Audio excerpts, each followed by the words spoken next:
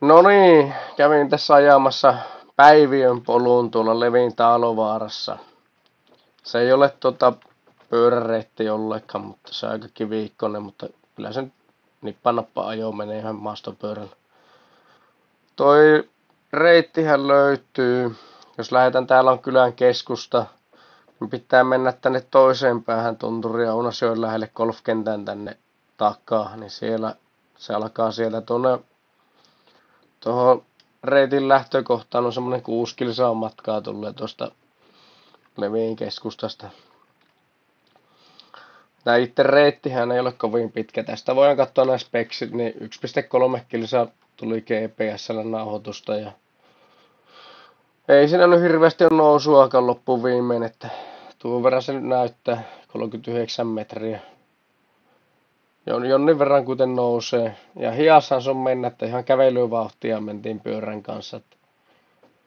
Että se ei ole mikään, niin kuin sanoin, että se ei ole pyöräreitti.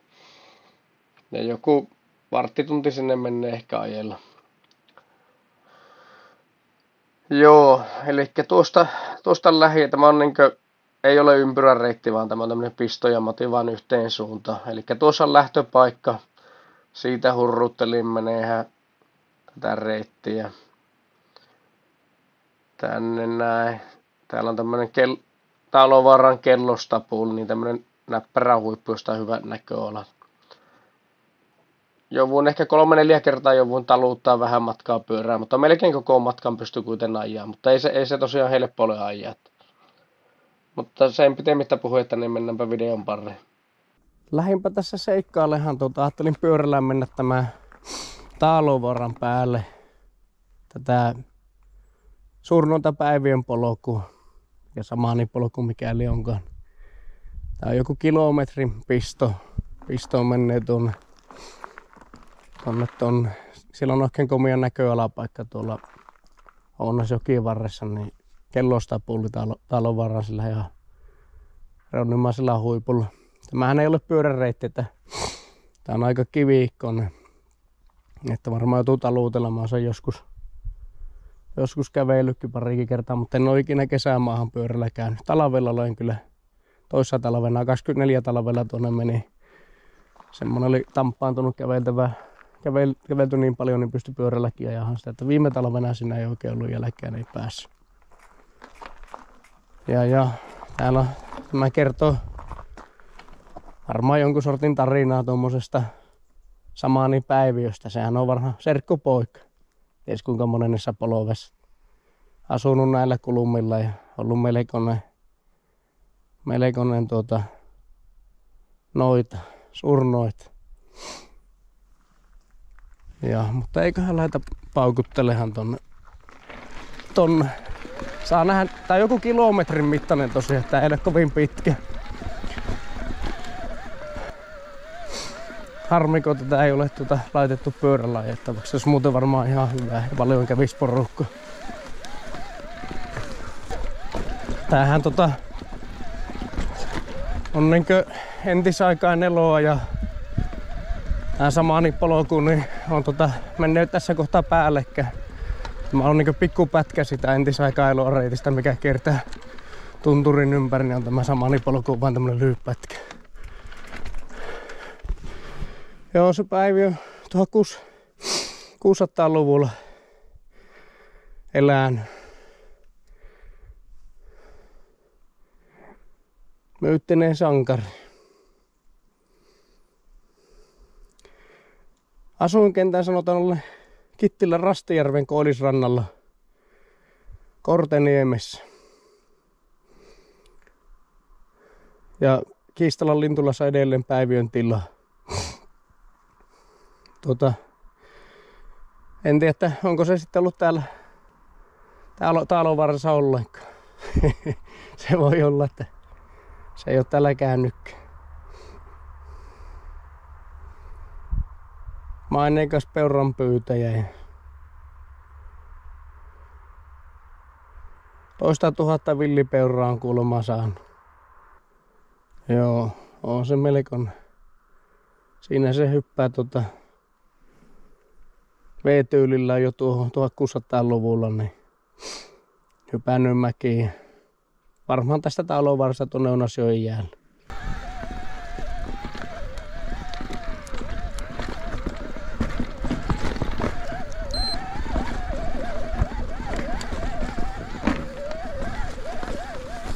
Terve.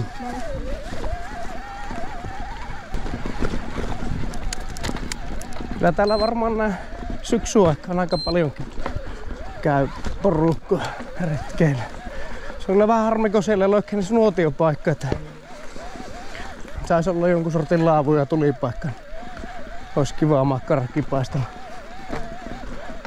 Tää Talovaaran rinne tällä kohtaa se laskee niinku golfkentälle tuohon Ounasjokiin varten päin. Se talvella näkee, niin suksen jälkeen kun porukka käypi vapaa laskemassa jonkun verran. Ei nyt mitenkään hirveästi, mutta... Jaha, sitten seuraava taulu. Noitien taisto.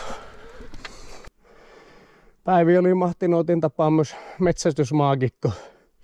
Hän pystyy vangitsemaan saaliseläinten sielut ja johdattamaan eläimet omille pyyntimaille.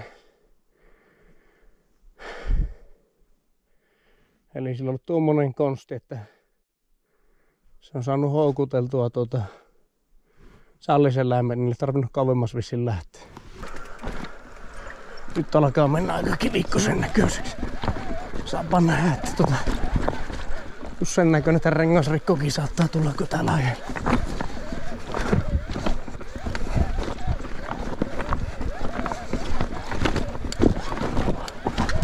Riikele.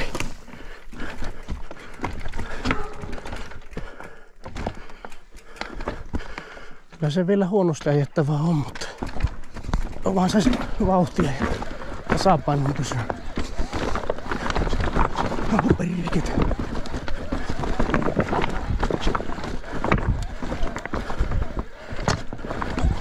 Tarkasti pitää kyllä yrittää kateilla, että mihin sitä renkkansa lipsauttaa.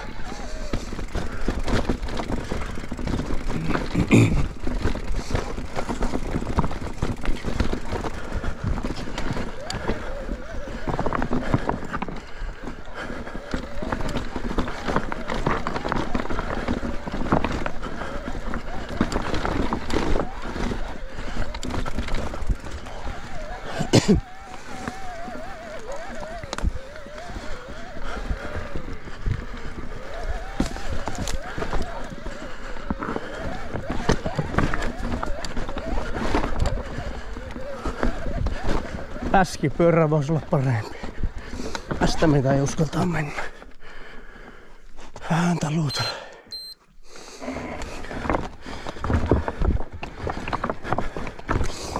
Pikkusen pitää järkiä päässä, kun kaatuu aika helposti tänne kivikkoon ja se tekee kipeä.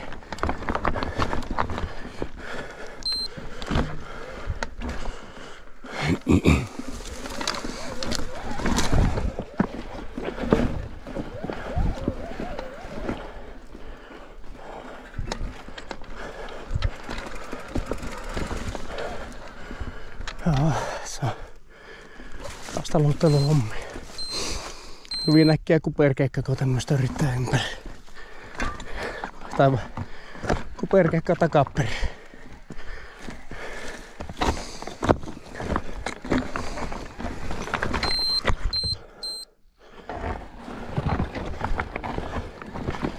Lämmin se meinaa tulla. Nyt on mikä syyskuun 27. päivä. Lämpö on 20. Oikein hyvä ilma. Tuolla näkyy muuten Loukisen vaara. Ei varmaan kameralle erotus, tuolla Ounasjoen toisella puolella. Siellä on kotaa tuolla huipulla ja hiihtolla tuo menee talvella.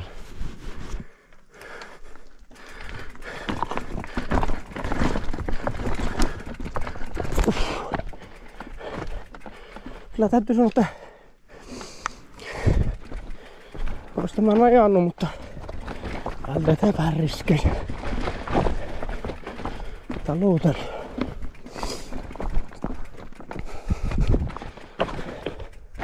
Ei tänne hirveästi tarttis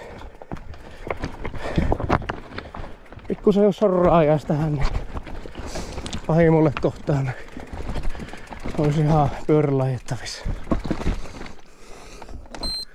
Sitä en tiedä, että onko sääntö Suomessa sitten jonkun sortin määritelmiä, että minkä kuntoinen se reiti olla pitää. Tuleeko näitä vastuukysymyksiä, jos on oikein hankalaa kulku, kun ihmiset loukkuu.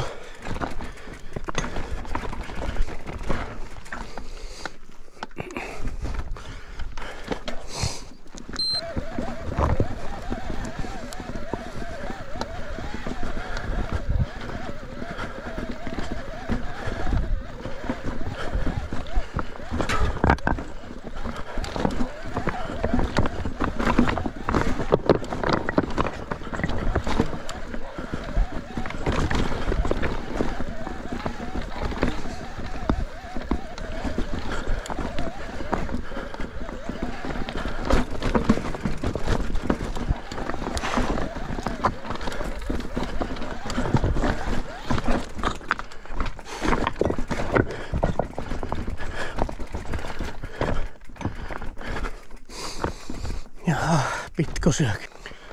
Otetaanpa ryyppyy vettä.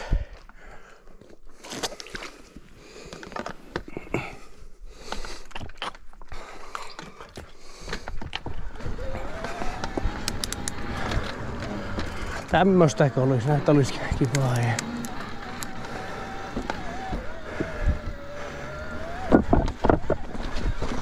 Ja väärälle puolen puuta lipsahti rengas.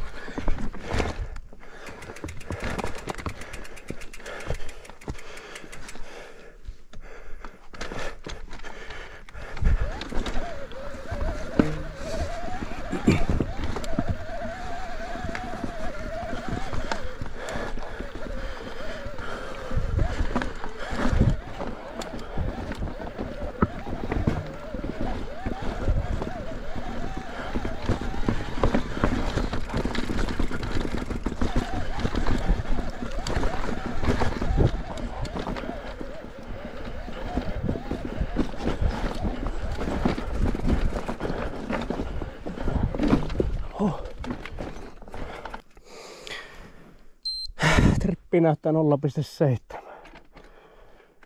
Ei olisi enää varmaan ihan älytön 500 metriä. Mä en muista, että onko tämä ilmoitettu kilsan luokkaan. Mutta monesti ne on vähän vetty karttapohjalta jollakin hiirellä ja mittailtu, niin ne on vähän lyhyempiä mitä ne oikeasti on. Niin, tää Talonvaarahan on tosiaan täällä levitunturi. Vähän niinku itäreuna tuohon Ounasjokkeen päin ja täällä ei ole hissiä. Lähin hissi on Kutoon. Ja ehkä tuossa Utsuvaaran kanssa aika lähellä. Utsuvaara hissi. Jaha, kuninkaallinen matka. Eikä päivä on käynyt Tukholmassa asti ja parantamassa kuninkaan pahasti sairaan tyttären Majavan hausteella. Pitäisikö olla hajusteella? Hausteella. Torniossa on myöstynyt laivassa, mutta se on muuttunut joutsenneksi ja lentänyt laivan kiinni. Ja laskeutunut laivalle ja muuttunut takaisin mieheksi. On se ollut melkoinen kaveri. Siinä se näyttäisi, että eikö se Majava haise aika pahalle tuolta takapäästä. On jonkun sortin tuommoinen hajuhoito, sokkihoito. No lukeekin, että perärauhas erite, arvostettu lääkeaine.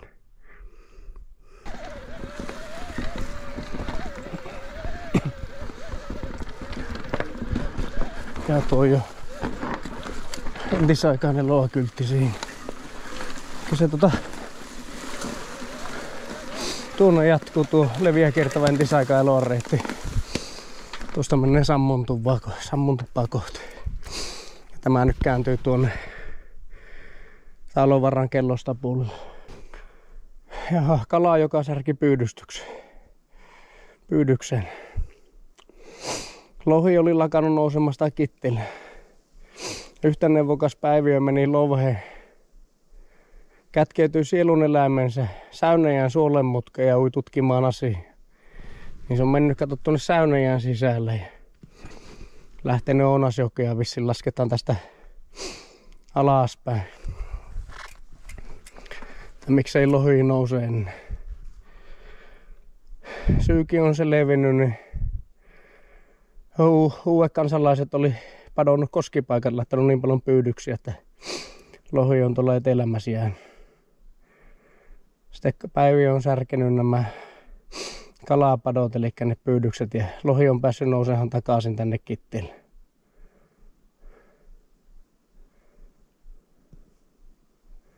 Joo, on semmosenkin tempun tehnyt. Onnistuhan se noinkin. Sillä on ollut tavallaan se tuommoinen sukellusvene jo 1600-luvulla. Niin luonnon sukellusvene.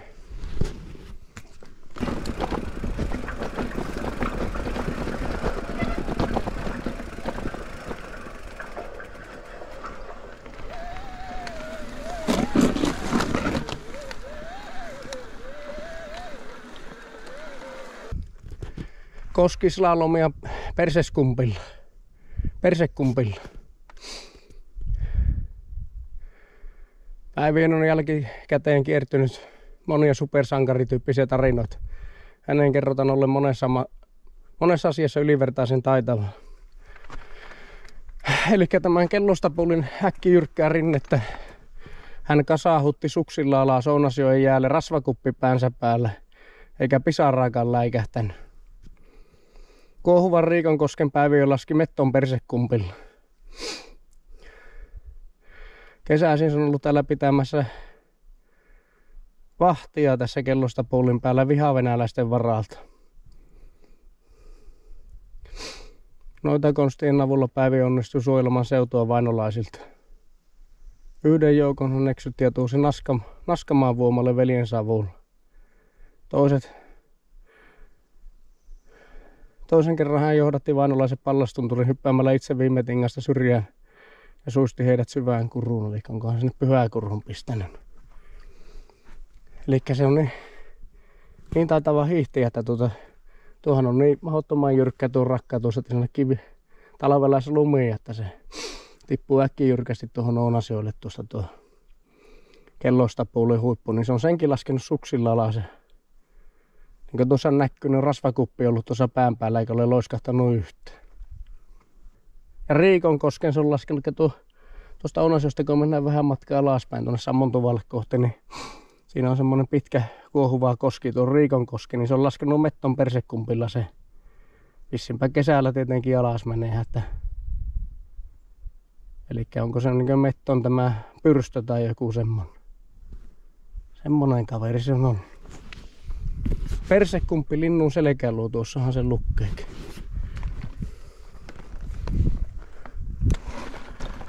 No niin, siitä pitäisi kavuta tuo ylös.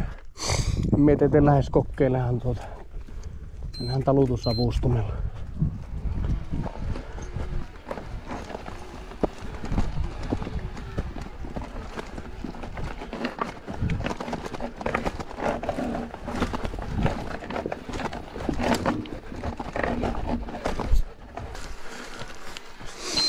No niin, joka on tästä vielä 20 metriä.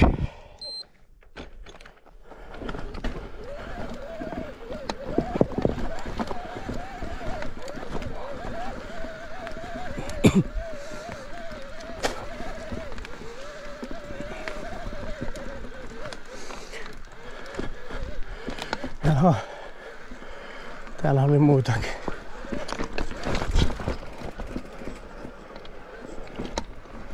Terve! No niin, ollaan täällä kellostapuolin nyt huipulla ja tuossa näkyy tuo Ounasjoki tuossa alhaalla. Tää on tosiaan melkein pystyjyrkkä tää rakkaat sinne talvelaislunta. Tuolla takana näkyy sitten Loukisvaara. Ihan siistin näköinen nyt. Tästä on niinku maisemat itää kohten. Näin ruska aikanaan. Yksi komeimpia paikkoja mitä täällä on.